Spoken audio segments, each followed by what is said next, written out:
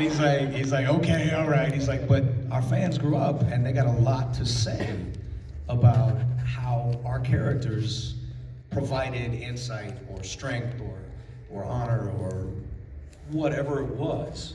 In some cases, even distraction that helped them get through their childhoods. And there's amazing stories, there's sad stories, all of them amazing in their own right. You should come back. The fans would love you. And I was like, but I'd be back in front of I never liked cameras. I got the job on a $20 bet. I wasn't even an actor. I was a martial artist. I was in high school, and I didn't have attitude. Okay. So anyway, he's telling me about all this, and so I call my wife up. I'm now 16 years. I'm a veteran medic. I've served in the U.S. I was at the Pentagon on 9/11. 4 years in the Middle East, attached to Marine Corps, Army, occasionally Air Force and naval operations. And I'm sitting here thinking, I'd have to walk away from all of that. Like I could have come home and gone to work for FEMA. I could have taken chief positions at multiple fire departments all around the country. And here I was thinking about walking away from it all to come back to something I turned my back on. Not on the show, I turned my back on Hollywood 25 years ago because of the pay issues and the snakes. I couldn't handle any of them. And I won't deal with people that aren't straight with me. You're gone, you're out of my life. Not my problem. Get rid of people that are not good for you. That's what I was telling you. Don't leave them in your life, and don't be sorry about it. Doesn't mean you got to be a jerk about how you get rid of them. I'm not saying carte blanche there, but nonetheless. So I was talking with him. I was like, man. So I called up my wife. I was like, hey, babe, what would you think about me coming back to the world of entertainment? And she and we'd known each other 20 years now. We never talked about my days on screen. Like, it was my job, I did it, I was proud of it, but I moved on. That was all it was. And she's just this long silence. And she's like, really? I said, yeah. And I said, you know me, if I come back, I'm coming back. Like, I'm gonna build stuff, I'm gonna do stuff, I'm gonna create stuff, I'm gonna do it all. And I met this agent guy that Walter sent me to, who says he could book me around the world tomorrow. And she's like, well, if that's what you want to do. She's like, well, what about all these other jobs? I was like, I know. I had command positions. I could have taken with SWAT teams. Like, I had my pick in tactical medicine anywhere that I wanted to go. So it was a lot for me to walk away from. And she's like, if that's what you want to do, I'll support you. I said, okay. So I called up the agent. I was like, hey, he's like, I'll book you everywhere. I'll get you around the world. You'll never see, you'll be gone, blah, blah, blah. I was like, one show. One show, don't lie to me and don't steal from me. If you don't do those two things, I will book through you exclusively and that will be our relationship. 5 years later, I've kept my word, as has he, and I've been around the world. And now I'm doing films and TV and other stuff too. But I do it on my terms. And I get guys who are like, well, how are you back in acting? Are you using an acting agent? Do you have a theatrical agent? I'm like, no, I create my own stuff because I choose not to let other people write my destiny. I will create my content. I will do content. Now, if Marvel calls me up tomorrow and like, you want to be the next Iron Man? Sign me up. I'll take that one. But that's going to come with an $80 million paycheck that's worth signing up for. You know what I mean? But as far as everybody else goes, I'm gonna be in a position where I can influence, with great influence, where it is I'm going to steer my ship. You know what I mean? So, and I've screwed up. And I'm gonna screw up some more. Watch me. Anything I want to say is thank you for coming out on all of us and focus on true thing that helps us. My pleasure. We wanted to wrap up just a little bit early. Do you want to take any other questions, or do you want to? Well, how are you guys feeling? You got anything else you want to say? You got questions? You got answers? I'll stick around. If not, I won't I be got one more question. Shoot.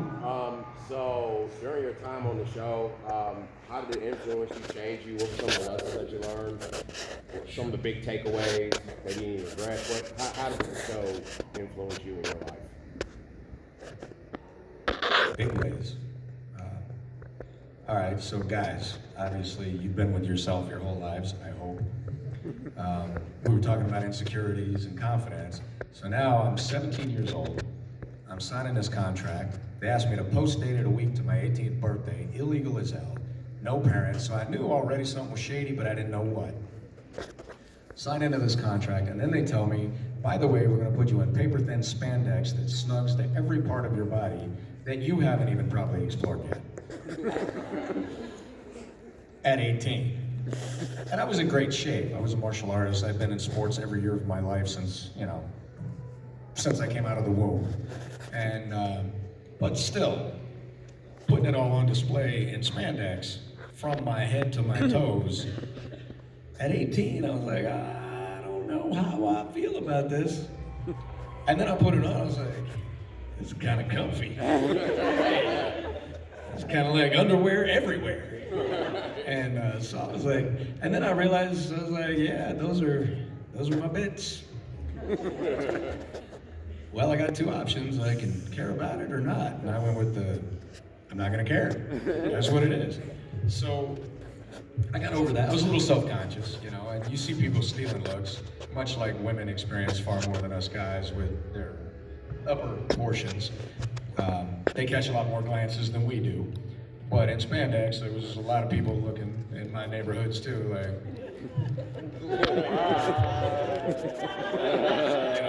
So I get it, I feel it. So that was kind of something that I had to quickly deal with. And that was a big struggle because at 17, 18, like your self-image, that's what you're building at that age. Like, who am I? What am I gonna be? And I had some insecurities. So that was early for me, that was a struggle. And then they put me in front of 40 countries and 90 languages and 400 million followers on the #1 television show in the world. And I got over being insecure really quick. So that was something. But my dad was a Marine, my mom was a cop. My grandfather, Air Force, Army bomber pilot, World War II. So I came from a strong group of people who believed in serving things bigger than themselves. And who also understood the word humility. And if you didn't understand it, they teach it to you real quick. You didn't do your chores? Oh, you think you're going where? You got the next 2 months in your room, and I'll be up with a belt in a minute. Well, that was if I lied. If I had done something like any little kid, I real quick, you catch that belt. Or pick a switch. So when I got into Hollywood, I started realizing real quick, these guys are the liars. These guys are the bad guys. There's 1 or 2 good guys, and I started getting better at figuring out who was who. And my BS meter became super well trained. And now my BS meter's off the charts. I just won't put up with it. I'll listen to you, and then you just keep going. I'm like, all right, it's been nice meeting you, but you need to go the other way. We have nothing to talk about. And you're full of crap. On the other side of it, what it also taught me is I would get these little kids, when you guys were hiding behind mom and dad's legs, would come up to the show or come on set and hide behind mom's leg, looking out, couldn't talk, looking out, and I still see it with y'all's babies now. And that was when I began to understand, they're looking at me like I would look at Spider-Man, or Superman, or Wonder Woman, or Green Lantern, like, wow. That's what I am to these guys. That blew my mind. I had that first time. That was the Make-A-Wish Foundation kids that came out. And when I left the show, I realized I had set a standard that people were gonna hold me to for the rest of my life. That was a big thought to have at like 19, 20, 21. You had already set a global standard. No one was going to forget. And when you mess it up, they're gonna let you know. That's heavy for that age. So then it became, I was lost for a little bit, and then it became, well, what am I gonna do about it? So wanting to kind of take a moment to live up to what I had pretended to be was what eventually led me into the fire department. And it's what led me to my time overseas, serving something bigger and really doing everything I could to try and, Angel Grove, we fought the bad guys, nobody ever died. The city was destroyed. The next morning it was completely rebuilt, and we never missed class. How did that happen? But in real life, it doesn't work that way. And I thought, people die, how can I help? And so it kind of inspired me to do my best to live up to something I had pretended to be, to really try and be. You know what I mean? And I wanted to bring some pride to my parents too. So I guess that's, and it still affects me. I go out in public and, you know, I got buddies, they all get lit. You know, not all of them, a lot of them. They get lit, they have their parties, they have a great time. And on occasion, I will have those moments. But not if I'm around people who I know are, if they grew up on my show. Because that's kind of something that some folks can't separate the actor from the role. And I have to be careful. And there's been a few times I've made that mistake. And I do my best never ever to do it if I'm aware. You know what I mean? So it's important. It still affects me. And I'm very proud of what I've done. And I hope to do other things that make my parents proud yet still, and you guys. Well, I think we should go ahead and wrap it up there. Well, first of all, I want to say thank you for your time with us. Thank you for your service. Thank you for your insight. Thank you for letting me join you on stage. Absolutely. Nobody told me to get down early. That was very, very, very tricky of you. Somebody had to make me look good, so. Well, it certainly wasn't me, so. All right, friends, can we have another huge round of applause for Austin?